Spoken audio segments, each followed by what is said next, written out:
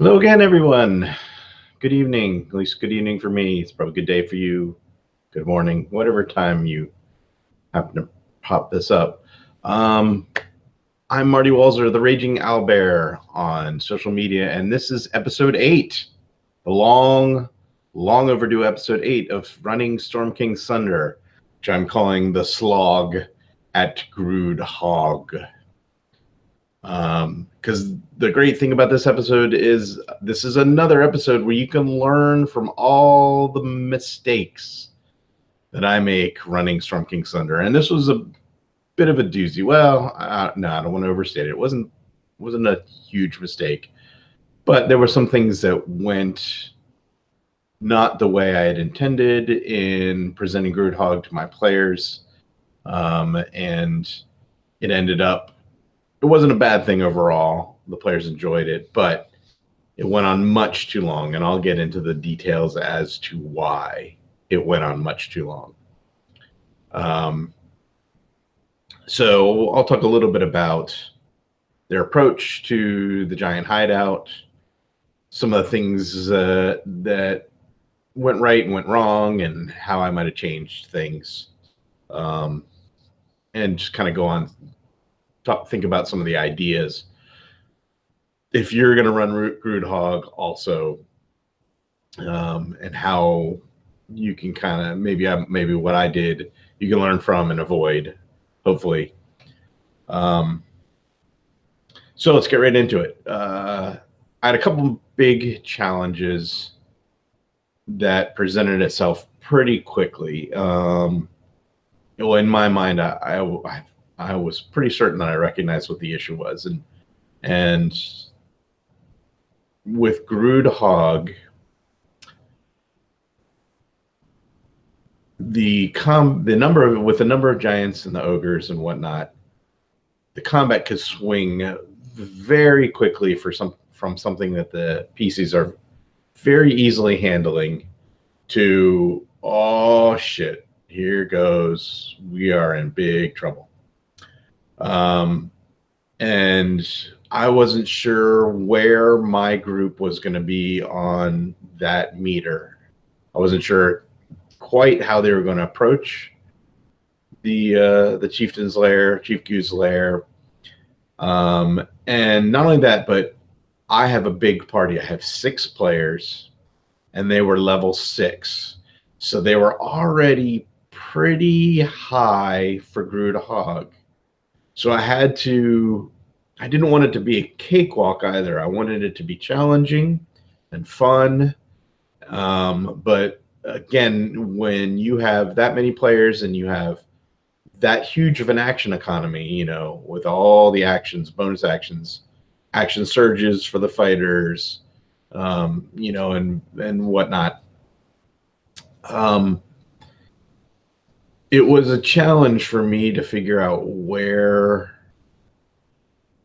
things could go wrong or if things are going to be too easy. And again, I don't focus so much on, I'm always going to give my players a balanced combat. I'm going to throw some foes out there. I don't even figure out what the XP budget is or whatever. I don't look at CR. Honestly, that stuff is never, that stuff is almost never right anyways, because there's too many variables that go into it. And especially with a lair as large as Grudd Haug, with many giants, but they're sort of scattered about. And then the ogres, and then we got bugbears, and we got whatnot. So the first thing I did as they were in the preparation for them coming up to the hideout is, I read through the book a couple times and wrote a cheat sheet of where all the major foes were, used the grid that they give in the book to say, okay, if something combat breaks out here, these guys move here, and, sort of made an action plan of if they go in guns a-blazing, who is going to support who, who's going to run to what area. And one of the things I actually rapidly found that the book was challenging with, and that I as a DM had to sort of improv, is that there are several descriptions in the book that say, hey, when a fight breaks out, this group in room whatever 2 or 4 moves to room 9 to support their buddies. But what happens when the action isn't in room 9? So fight breaks out, those guys go to support room 9. Now you have a big group of orcs, or maybe you have the bugbears, but the fight is kind of happening somewhere else. Do they abandon their post to support what may be going on in a room, a couple rooms over? Or are they like, you know what, we're supposed to guard these sheep or these pigs, or in other words, we're assigned to a certain area of the lair. How far afield do they go? And so I tried to map some of that out in advance to think, okay, if this happens, these guys will come in a round or 2 later, maybe 3 rounds later or whatever, because they have to go from their room and come investigate what's happening and move through it, stuff like that. So I tried to think in my mind as I read where all the giants were, the ogres, the goblins, the hobgoblins, like who's going to support who, where are they going to be. And I got to tell you, that turned very challenging once the players actually engaged. But I'll get to that too. So the other issue, so that was one issue, is that I was like, I wasn't really sure who was going to be where and how it was going to roll out. And, again, you don't want your players to walk in, even if they're sneaking in the back door or something. If everybody bum rushes the players, that's going to be instant death. And I was trying to balance these guys are protecting their lair, so a lot of people are going to respond to trouble, versus no matter what my players do, I'm going to kill them. I didn't want to be too heavy-handed, and no matter who they engage, everybody's going to rush over there and try to curb stomp them. So I tried to think logically. If there's an attack happening and there's confusion in the lair, and the giants who aren't very smart and the ogres who aren't very smart, who is going to lead who where? So, I thought, what would the bugbears do? What would the hobgoblins do? The hobgoblins being sort of the most tactically sound group. How are the orcs going to react? Because there's a bunch of orcs, but they pretty much, the book says, hey, they're guarding the sheep, or, they're supporting one another. But they don't necessarily are supporting the rest of the lair, according to the book.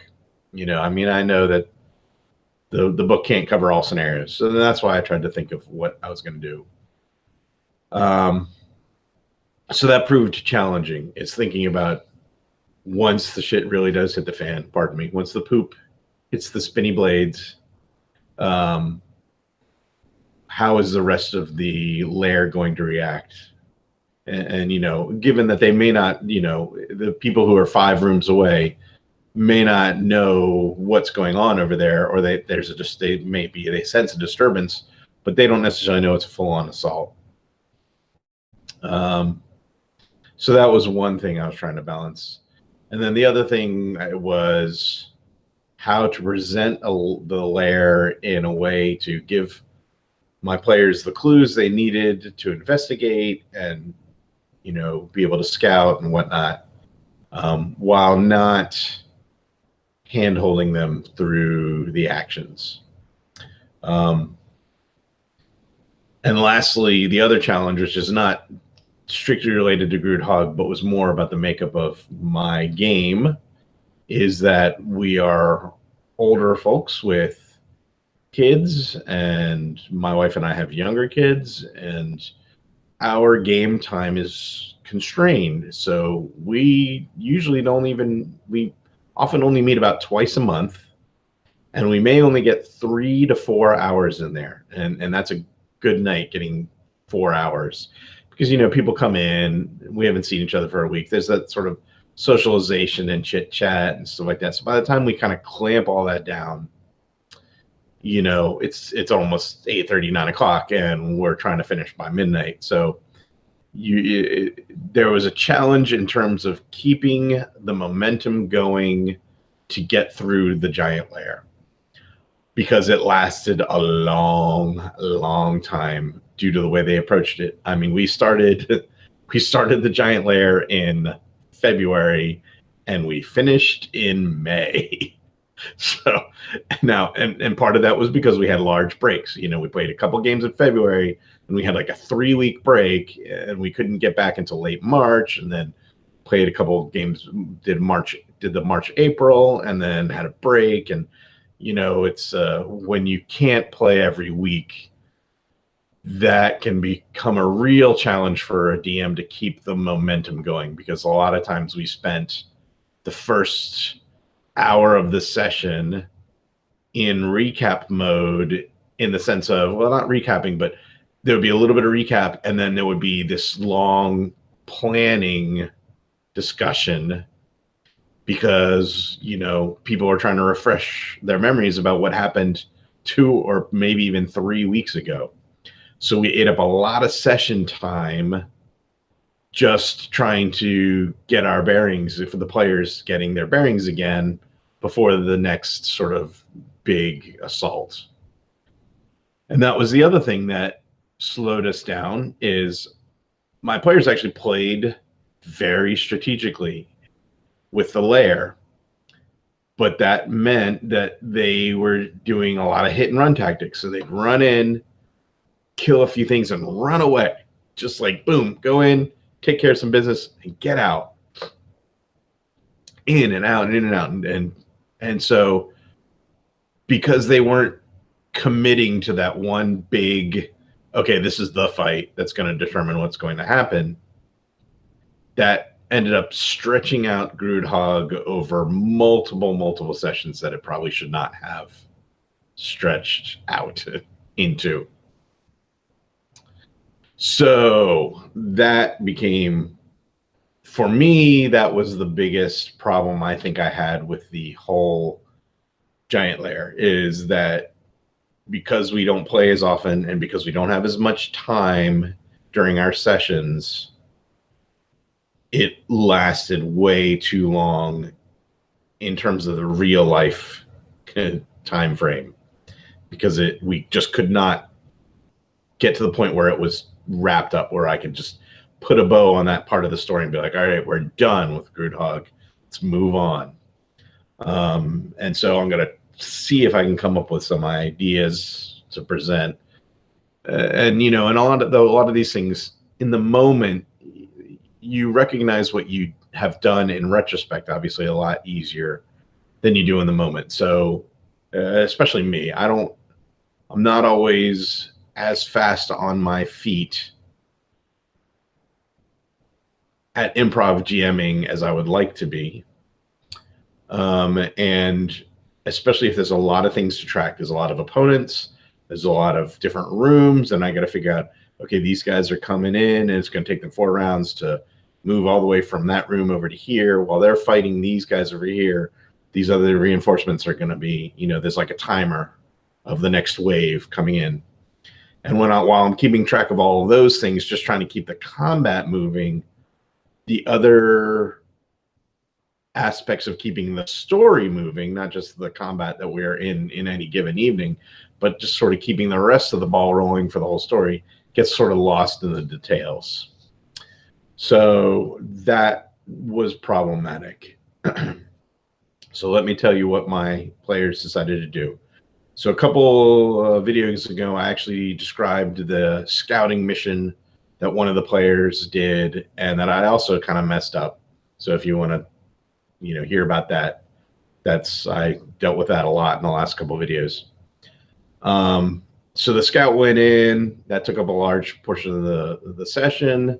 They took some notes about what was going on. Well, actually, that was kind of the problem. They didn't take notes. They took mental notes, what was going on, and came back out, reported what they had seen. And then the players, but they still didn't have numbers. The scout didn't come back and say, there are 4 guys in this room.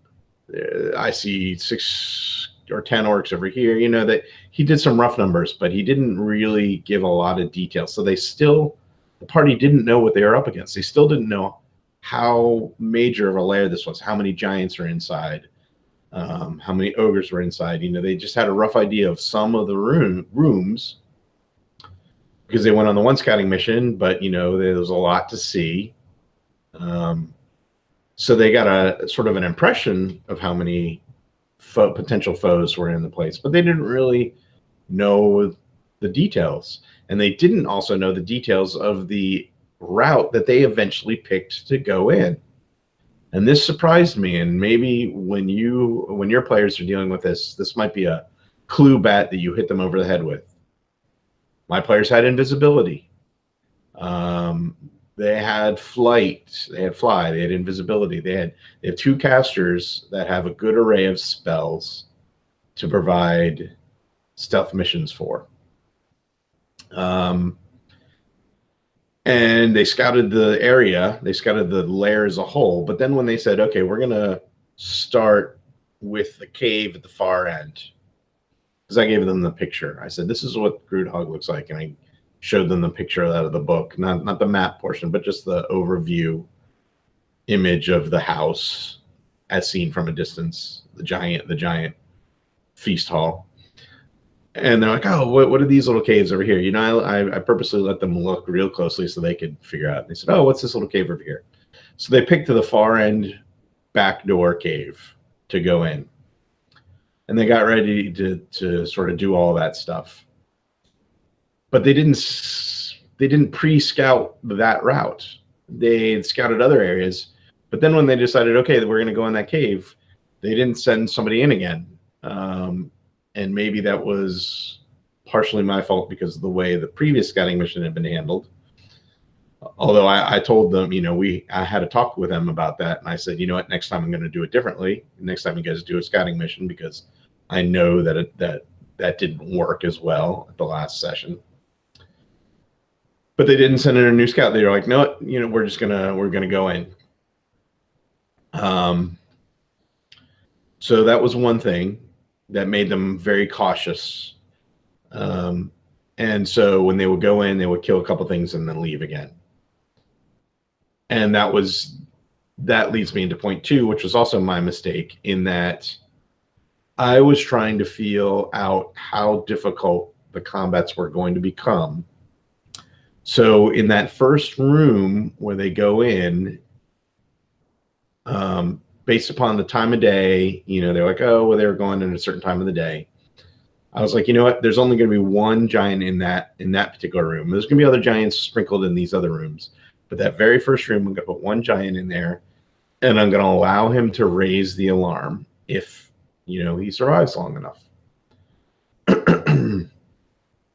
So, because I just wanted to get a feel for how they're going to get into the situation. I didn't want to just be like, okay, 4 giants, boom, you know, you're in the thick of it and you're going to die.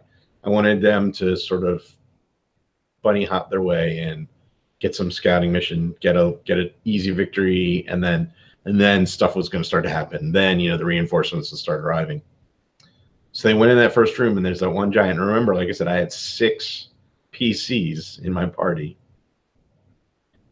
And they snuck in and slaughtered the hell out of that first guy. Like, I mean, bam, he was down. He got like 1 attack in, and he was down. He was demolished in 1 round. Actually, I don't even think he got an. Actually, yeah. Now that I think about it, I don't even think he got an attack in. He didn't have the opportunity to raise an alarm. He was just like, PCs. And now I'm dead. And then I did some perception checks of the other giants that might have been in nearby rooms, and of course they rolled horribly, so they didn't hear anything. This guy died in a millisecond. Now the lair is not on alert at all. They're in the first room. There's a dead giant, and they're ready to move to the next spot. So we got deeper, and I said, okay, the Etten wasn't actually with the pigs. He was in a different room. So they met him next. And then that's when things started getting a little exciting. So they fought him, and they killed him pretty quickly. But then some of the reinforcements from the other rooms started going, oh, hey, something's going on over there. and I started trickling them in small waves. So, you know, oh, and here's another, as they're fighting the net, and oh, here comes another giant. Hey, what's going on in here? There's fighting. And then here comes 4 bugbears, and then here's some orcs, you know. So I started moving them in to give that pressure situation time to develop. And that actually went well in terms of the party did really well. They were really killing the opponents fairly quickly as they were coming in, but they were really feeling the pressure of the waves of foes. You know, 2 rounds later, a couple more guys show up, and then a round later, there's some more guys. I was trickling them in slowly, but I made sure the pressure was building, and I think that actually worked out pretty well for that session. And then they got to the point where they killed enough of those opponents that there was a pause before the next wave was going to come in. And they cast Rope Trick and hid, which was again a really smart idea. That they really approached the lair very tactically, killed the first wave of opponents, and then hid for an hour to get their short rest and to strategize how to approach the next part. So, you know, they waited in their rope trick lair, in their invisible, you know, hidey hole for an hour, while the giants and other people were like running around going, okay, these guys, they knew they came in, but then the giants and the ogres were like, oh, they probably left. They came in, they killed some things, they left. So I made sort of a GM call of, okay, these guys are going to go investigate this direction, these guys are going to go investigate in this direction, you know, to say, now the search parties are going out. So the sort of rope trick ends, they get back out, and they're like, we're going to run away, you know, we're going to run away. They knew that they had kicked the hornet's nest. So they started to hit the exit, and I had a group guarding that back door again that they had come in. So, you know, I said, okay, this group's going to be over here because there's some that are going to keep guarding goo. There's going to be others that are going to investigate this direction because they don't know which way the PCs went. And then there's going to be the group that sits at the back door and says, okay, we think if the party is still in the lair, they're going to come back out this way, which they did. And again, they were very well prepared. They slaughtered that group way more quickly than I thought they would as well. And I had more. I had a giant, I had minions, I had other things, and they, you know, just, you know, they have a really powerful group of casters, and they have like a couple pretty good frontline fighters. They have the rogue with a sneak attack, and they have some casters that are just like boom, fireball, and just, you know, started really knocking out all the minions, and then they could focus fire on the giant or giants, more than one. And those guys went down super fast. Now they used up almost all their spells pretty quickly. So then they ran. I mean, they ran like hell. And then I sort of set up a chase scene, a pursuit scene that they had to then run away from the posse that was coming behind them. And they succeeded. They did a really good job.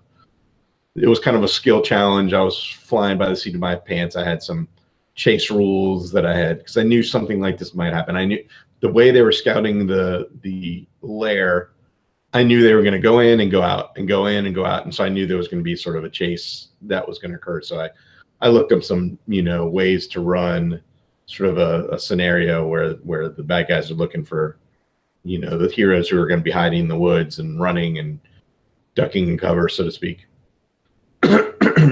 So I ran that scenario. And then the next session, I had them get discovered by the posse. But again, it was just one group of guys out in the woods, you know, a giant and some hounds and, you know, whatever. I had a group of opponents. I don't even remember the full makeup. But it wasn't a huge group. It was just, you know, one. Because when you actually read through all of the opponents that are in Grudd Haug, when you start taking the giants away in onesies and twosies, there actually aren't that many giants in there. So I actually beefed up the giant numbers somewhat significantly. Because yeah, if you have 2 search parties out and there's 2 giants in each search party, that's like, you know, half the giants in the entire thing, maybe more than half. So I did a search party. I had a giant and some minions, or I had 2 giants and some minions. And again, they did a really good job of just, you know, chopping them down. So then they'd rest. You know, they do this hit and run. They go out, they hit the hideout, hit the lair, run away. And you know, they have a ranger and a rogue with sharpshooter, so they can, even as they're approaching the lair, if anybody comes out, they're hitting them at 600 yards or whatever. You know, they're to do an approach for a giant to get to them out in the open. The giant is dead before it even gets within rock throwing range, you know, most of the time, because they just had such long range weapons. So I had to let them get closer to the lair each time, you know, had them come really up close to the lair in order for any of the bad guys to foes to come outside. And it was death for any of those foes that would come outside, because their range capability was so high, you know, with the 6 level characters, with the casters in the group, you know, two arcane casters and 1 clerical caster who also he's a cleric of light. So he has fireball, and he has scorching ray, and he has all these fire-based spells for a cleric. So it's like having 3 magic users, a sorcerer, a mage, and a fire cleric, fire-based cleric, and a light-based cleric, you know, just dumping damage in heaps on the bad guys. So that went on for a couple weeks, where they would go in and kill some things and they'd leave, and they were doing a really good job of being tactical about it. And they would just wait in the woods, see what would, you know, the giants would have to send out food scouting parties, or they would have, you know, I'd roll on the reinforcement tables to see who was coming in, who was going out, and they just pick off people. I'd say, okay, there's a group of orcs, and they'd be like, all right, we're going to engage the orcs, kill them, and run away. And they kept doing that. They were engaging. So then I had to just be like, okay, so now they're going to turtle up. After a couple of these hit and run tactics, the lair is like starting to wise up to what's going on. So they're barricading the doors, and they're like, you know what, we have, even though Goo eats a ton, we have a couple hundred sheep, we have a couple hundred pigs, whatever. We're gonna try to sit this one out. And that still didn't work so much. So, you know, but again, for me, it felt like it was really dragging on. I think the players were okay with it, though, because they were being smart. They weren't getting in a lot of trouble, and they were really picking off a lot of people. So I think they felt a real sense of accomplishment in that they were, you know, SEAL Team 6ing this giant lair, you know, to the nth degree. They were really taking very few chances while gaining pretty big victories in terms of a war of attrition against the giants. But again, I felt this was really going on too long. So they had earlier met Felglos in his dragon form. And I had Felglos show up, and they don't know, you know, Felglos isn't a friend of theirs yet. They met this dragon, and then along comes this halfling, which they meta game know that there's something special about this halfling, because, you know, I was like, oh, you know, because they were doing some things where they were testing the power level of the halfling, you know, and because they immediately, like, the halfling shows up. Well, and I kind of did it in a funny way. The characters had met the giant in the old tower, but they didn't bring her with them when they found the lair. They left her behind. They didn't trust her enough to bring her along on the mission. So when I had Felgos show up, I had him, you know, bringing her in tow, a halfling leading this ogre, this one solitary halfling leading this ogre. And they're like, wait a second. And so they started asking the ogre questions, because they had already met her.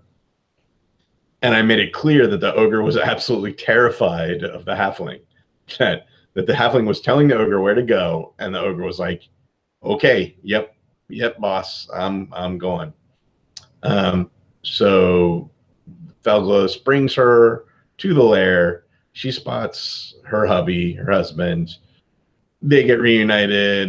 Felglos is like, "Oh, hey, look, I reunited the lovers." And the rest of the party's like, "All right, what's going on?" You know, they knew I was trying to string them something out that they could use for their next approach. Because what I was just really trying to do is just point out that, okay, the door is not guarded. The front door is no longer guarded. Maybe it's time to do the big push. Because they had whittled down so many foes. There really weren't that many, you know, big dudes. There weren't that many really large opponents left in the lair. There were a few, but if they had really pushed the front door, they probably could do it. So they did. They did push the front door. And they, I don't want to say they played it poorly, because I think they did pretty well, because they still were able to take down some orcs came out and some of the ogres came out, and I had a giant or two, you know, sort of doing the same thing, starting to pour out the front door. But they were getting beat up. They were getting pretty severely beat up too. So they never really made the push inside. They were still kind of outside as things were coming out. And so there's a lot of activity at the front door. So I had giants coming out the door, and I had other giants and creatures, goblins, hobgoblins, whatever, flanking from the cave sides, like using missile weapons, coming out of the caves, basically seeing them over by the door and being like, pew, pew, pew, from a distance. So I was trying to get them flanked and make it seem like, okay, this is a really perilous situation. But they were doing pretty good, and they were actually beating the crap out of a lot of the creatures that were coming out. And so, you know, I thought in my mind, how are the foes, how are the opponents going to react? Because the opponent's morale was kind of low. They had a lot of losses, and they knew they hadn't inflicted losses on the invaders. So the hobgoblins and the orcs were feeling like, this is not going our way, and the giants aren't helping us enough. So I kind of made it a little bit, you know, I gave them morale checks. I made it old school in that they're not just going to race to their death. These guys are smart, and these guys are like, you know what, the giants are getting beat up on. We're getting beat up on. It may be time to cut our losses and go our separate ways. So what ended up happening is that the party had whittled down the numbers so far that they could see Chief Goo through the front door in the distance, because there was only a few people inside the hall left, a few big opponents. I mean, there was still goblins and whatnot, but no major opponents. There were just a couple giants, and they just started shooting her from like 300 yards out. They're like, you know what? The curtain's down. I'm just going to start firing at Goo sitting on our throne. And I was like, oh crap, how are the giants going to defend against that? That's like they had this clear shot. They have sharpshooter, so you know, a little bit of cover isn't going to do it. So I ruled that they started plinking away at Goo, and I had Goo's minions start to push tables into the entranceway to create a barricade, so that it would break line of sight, and they would have, you know, be full cover. They'd have no shot. So they did that. The giants, the remaining ogres and giants, barricaded the front door, re-barricaded the front door, so that the archers couldn't just shoot at Goo from outside at 300 yards or however crazy distance. But yeah, again, there weren't that many. I got to the point where they had really killed a lot of people, but they didn't know how many were. They still didn't know how many were left in the lair, and they still didn't re-scout the area. Which, again, if your players are doing this kind of approach where they're nickel and diming down the bad guys, you know, give a hint that they might want to, you know, that the military intelligence is a critical part of the approach to this lair. You need to know who's left and where are they, and they weren't getting that. So they were still kind of in the dark. So they were like, we're going to try the back door again. So that dragged on too long, because I didn't just be like, you know what, just kick in the door and take care of business, because there's really not many left. I probably should have given them more clues along the way that said, you know what, you're seeing a lot less activity. You know, you can count many dead orcs outside. You've killed several bugbears. You've given them sort of the tally of here's what's gone. So think about what might be left, and then they might have been bold again. So, but anyways, the final session, where they were going to finally meet Goo, I gave her some more reinforcements because again they were going away. They were taking long rests, so I would reinforce the lair a little bit each time as other creatures would come back. But they were slaughtering so quickly, it was ridiculous. And so they pushed into the basement again. But there were, most of the bugbears were already dead. The orcs were already dead. So it was just like they were just meeting animals down there. And there was a couple keepers that were like, "Don't kill us. We surrender. Just Goo's upstairs. You go that way." There are giants upstairs. We're just gonna hang back. We're gonna take our sheep and go. We're done with this. So they just pretty much mowed their way through the rest of the basement area and came up through the back to start fighting Goo. And this is where actually it did get pretty fun. That last session, I think, redeemed a lot of the sort of build up, the very slow build up. And again, I don't think that my players were as pressed as I was about it. I just felt like a time constraint because I felt like, wow, we've been playing this giant lair for weeks now, and I just want to get to the next thing. I just want to move on. But I think they were still, because they were doing well and their tactics were paying off, I think they were enjoying it. And actually next week we're going to debrief about our next session. We're going to debrief about that build up as well, because I do want to talk to them about what went right, what went wrong. Because I want to try to shape the game to fit their fun. And so the final session I think actually went really well. So because I just decided Goo's only got a couple big guys left. She's got the butcher, the big dude with the butcher, his Udya, a couple ogres were left, but they killed almost all the giants except for like 2. So I said, there's going to be 2 giants. It's going to be a couple ogres, whatnot, because they had just been pounding and killing people. And I would I'm telling you, I would try to send reinforcements out to take care of them, and they would just the sharpshooter archers combined with the frontline paladin would just absolutely decimate targets. Paladin would hold them down. The paladin would nail down the opponent. And in terms of locking them into a melee situation. And then the rogue would sneak attack, and the archers would just be like, pew, pew, pew. And they were just Colossal Slayer, multi-attack. They would hack 50% of a giant's hit points in one round without too much problem. I mean, it was a slaughter fest. So yeah, that leveling up to like 6th level, with 6 people, mind you. So it was the action economy was really favored them in most of the combats.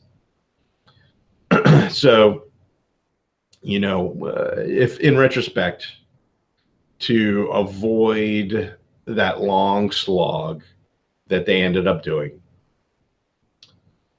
I probably should have, in those early combats when they first went into the hideout, given them a bigger group of first wave opponents. Said, okay, big first wave, they do a big fight, they get beat up a little bit, still allow them to sort of retreat.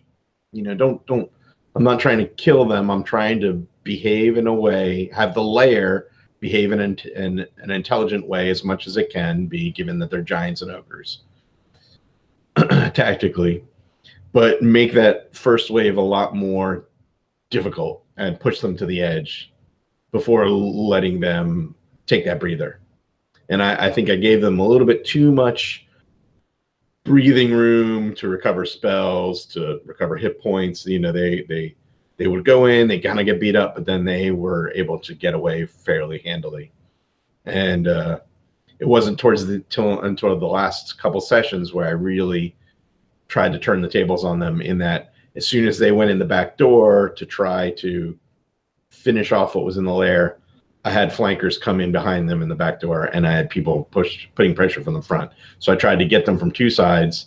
They still handled it well, because again, I was running out of combatants, and I didn't want to cheat. I wasn't trying to. I know sometimes people are like, "Oh, for the point of the story, just add people, just throw people in." But I don't want to just be like, you know what? Here's another giant. Here's another giant. Here's another giant, because they're doing well. I want them to know if they're doing well, they should be rewarded for that. They should be like, yeah, we did well. We didn't take a lot of damage. But they did. They got beat up a bit. They were just able to recover with, the cleric that they had and the other healing potential. And they did a good job. So anyways, we got to the goo fight. They had to come up the ladder at the back. And they were trying to be stealthy, but, this was like their fourth hit and run, or fifth, or they just kept coming back and back and back. So the giants were waiting. They're like, okay, we know they're coming in the basement. I had a giant and a couple ogres just waiting at the top of the stairs, hidden, and they sent a scout up the stairs, not invisible, mind you, just, oh, I'm going to stealth up the stairs. I was like, oh, okay, that's fair. He gets up to the top of the stairs, and there's a giant right there, and I said, the giant grabs you and picks you up. So I rolled for it, and, luckily the giant rolled well enough to get the grab, and he started carrying the PC to goo to feed the PC to goo. And I made this very clear that was what was happening. The goo was mad, and she was going to start eating people. So then everybody else they're still downstairs in the basement, and they're like, oh, shoot, now we got to get upstairs really quick. And then I had, of course, I had ogres at the top that were waiting for them. And so they started trying to rush up in order to save their friend from getting eaten. And that turned into a fun scene, because that's exactly what happened, is that the giant was marching towards goo from the back door to the throne room, and the PCs were coming up behind them, and I had the ogres try to engage the PCs to hold them back and, keep them from necessarily rescuing that one character. And that guy got eaten.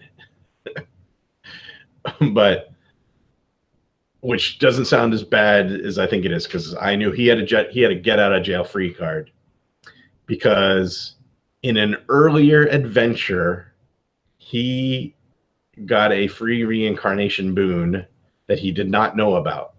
He knew something had happened, and he metagamed what he thought it was. And this was, 6 months ago, 8 months ago, 10 months ago. It was a while ago. This is an adventure from when they were 3rd, 4th level. But he, in this other adventure that wasn't Storm King's Thunder, it was just a different side trek that they did, he got this reincarnation boon. So when he died, the first time he dies, he got one get out of jail card free. And it just so happened that was the guy they sent up to scout. There was 2 guys that were potential scouts. We had the rogue and the ranger. And they were like, 1, 2, 3, shoot. 1, 2, 3, shoot. And the ranger got it. And he was the one that had the resurrection boon, or the reincarnation boon. So he goes up the stairs. He got grabbed by the giant. He was trying to escape or fight him off or do whatever. And he succeeded briefly. He kind of got away. He hid underneath Goo's throne. And I warned him. I said, the throne was like, it's looking a little, like it could break at any moment. And he was like, I got to jump under there. So he did. He jumps under the throne. But then the other giant pulls him out, grabs him again, pulls him out, hands him to Goo, and Goo's like, down the throat. Down the throat he goes. So I have him just take, suffocation and poison, not poison, sorry, acid damage. Basically he's in her belly. And dying very quickly as everybody else is racing to kill Goo. And they did. They took care of the first giant. They took care of the ogres, and they're all coming in to kill Goo because they know he's dying inside her her stomach, and they're trying to pour on as much damage as they can so they can get him out. And he didn't make it. He was Like it was like 2 rounds too late. It was very, very close. They almost killed her in time and could cut him out, but it wasn't quite there. He was losing too many hit points from being suffocating and whatever acidified to death, but basically from being eaten, and he dies. And they cut him open, and then he reincarnates right before their eyes. And none of the players. It was a huge surprise. Actually, it was a great reveal to what had happened, because he knew. Like I said, he didn't know, but he had some metagame knowledge of what he thought occurred in that earlier adventure. He knew that perhaps he was going to get a resurrection or raised dead or whatever, something for free out of it, but he wasn't sure. He didn't know exactly what it was. And he never really investigated. That's the funnier thing, is he never investigated. Like, went to a sage and said, "Hey, can you tell me what happened to me? Can you check my aura or whatever?" He was like, "Yeah, all right, whatever. I got something. That's cool." So he gets eaten. He dies in Chief Goo's stomach. They cut him out. He goes from being a dwarf to a human suddenly, and everybody's like, "What?" So it was really. That session probably saved the slog at Grudd Haug. So it ended up kind of ending on this high note. It was a low note in the sense that they thought he was going to die, that he was going to have to roll up a new character, and it was going to be a mess. And then he gets reincarnated, and everybody's like, "Oh, wait, what?" So that was fun. So that was a long gaming story. You probably don't care about that much. But here's the thing that you can pull out of this hugely long story that I probably shouldn't have gone as much detail. But give hints to your players about scouting the giant lairs when they're assaulting them. Players have the impetus, they often believe they can just kind of rush in, and that if they get in over their heads, the DM is going to save them. Don't do that. Teach them a lesson if you can, but let them know, hey, if you scout the lair and you play it smart, you can do this, but try not to save them. Try not. I know that's a debate that a lot of people have, is if things are going really far south, how much should the DM save them? And I had a plan for that too in the assault for Grudd Haug. They were if things really went far south, people might die, but the bulk of the party was going to be taken prisoner, and that would be the out from just killing everybody outright if things had gone badly for them. Is maybe one character or possibly even 2 of the 6.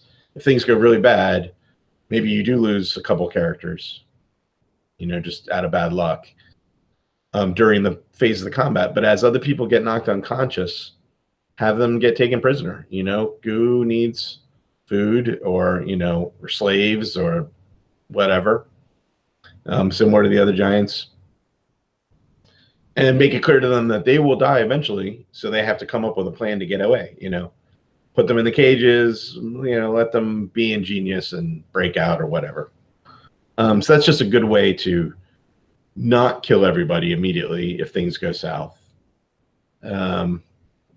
But don't let your players know, or try not to make it seem like you're going to save their bacon every time they get in over their head, because they will take chances they shouldn't take. You want to make the game feel real, feel dangerous, especially with the giants. The giants are dangerous. The giants are deadly. They need to give their opponents the proper respect. And if they think you're going to save them every time, they're not going to do that. They're going to rush in and then be like, when they all die, they're like, "Why'd you kill us?" I'm like, "No, I didn't kill you. You killed you."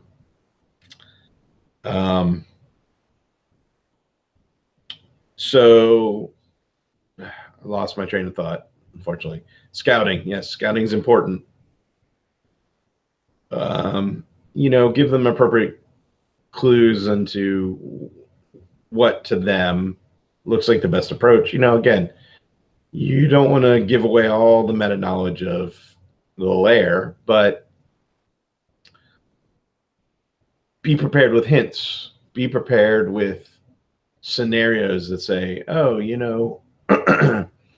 as you're scouting around, as you're watching the lair, you see the hobgoblins go in this other cave over here, or the yak folk, maybe they're assaulting the fire giants, give them opportunities to find alternate approaches, find non-combat approaches. Maybe they can ally themselves with the yak folk, even though the yak folk are interested in taking prisoners and getting slaves. You could play that out, and you could have them attack the yak folk, but maybe the yak folk then, if the players do really well, the yak folk surrender and be like, look, nope, no, you're right. We're sorry. We thought we could get some cheap slave labor, and no, we will bend our knee to you, and we'll tell you everything you need to know about the giant lair. Whatever. Figure out ways to give them intel. I think that is critical to running the giant lairs, is finding ways to help your players get that intel, giving them clues, letting them know, you got invisibility if they have a high enough caster or whatever. Drop them some hints if they need it. Don't give away the whole store, as they say. But the game's about fun. Don't worry about trying to be overprotective of your secrets. You want them to go into the giant lairs. You want them to explore. You want them to possibly get in their overheads a little bit, but then maybe get away or whatever, as long as it's fun. So I think that's pretty much it for the advice part. Is and the last thing, I was using smaller waves of opponents. I probably should have chunked it out. Do a really big wave, have them do a really big combat one week, do a few smaller waves in the next session, and then try to wrap it up within 3 sessions, 4 at most. We play slow, so your group might be like, bam, bam, 2 sessions, gone and done. We're not that way. My players are very, measured in their approach to, especially a big boss fight. And that's fine, but I didn't adjust to that play style. I should have realized, okay, they're going to slow play it. I need to place more pressure on them so they get more foes that they can kill at once in a bigger combat. And then they can realize, oh, wow, we just killed this many people. We can take our long rest because we did killed a lot. But that means that the lair is now severely weakened. So it gives them that sort of extra push to make the call to be like, all right, we're going to now do the kick in the door and try to finish things off. Give them that extra push towards, okay, now you could probably take the rest of them, I don't know. It's a tough line to walk between giving them too much information and giving them not enough information. But sometimes err on the side of too much. You keep the game moving, keep the ball rolling. That's usually just a better plan in general. So that was the Slog of Grudd Haug. And I've gone pretty long time here. Actually, I don't know what the timer is that I ran, but good 45 minutes at least, close to an hour. So I'm going to wrap it up here. I hope you enjoyed the video. And I'm going to keep going. And the next few weeks for my players, they're probably going to run Kraken's Gamble. I haven't even introduced Zephyrus to them. So they're already level 6. They're actually going to level up to level 7. And Zephyrus hasn't even made an appearance yet. Because I didn't like the way he was introduced in the book. So I'm giving him an alternate path. I'm giving him a different story. So they're going to meet Zephyrus probably coming up in the next sessions. I'm going to try to run Kraken's Gamble if they bite on, well, depending upon how they go after Grudd Haug. I think they're going to head towards Yarter, so it's going to be the perfect timing to drop that in. And they've been there before. They've been to Yarter before. And so the next few videos will deal with the next steps. So have a good night. And I hope you're enjoying running Storm King Thunder, the video series. And I hope you're enjoying your running of Storm King Thunder, the adventure path. And I'll see you next time. I've been Marty Walzer, Raging Owlbear on social media. See you again soon. Subscribe to the channel. And adios.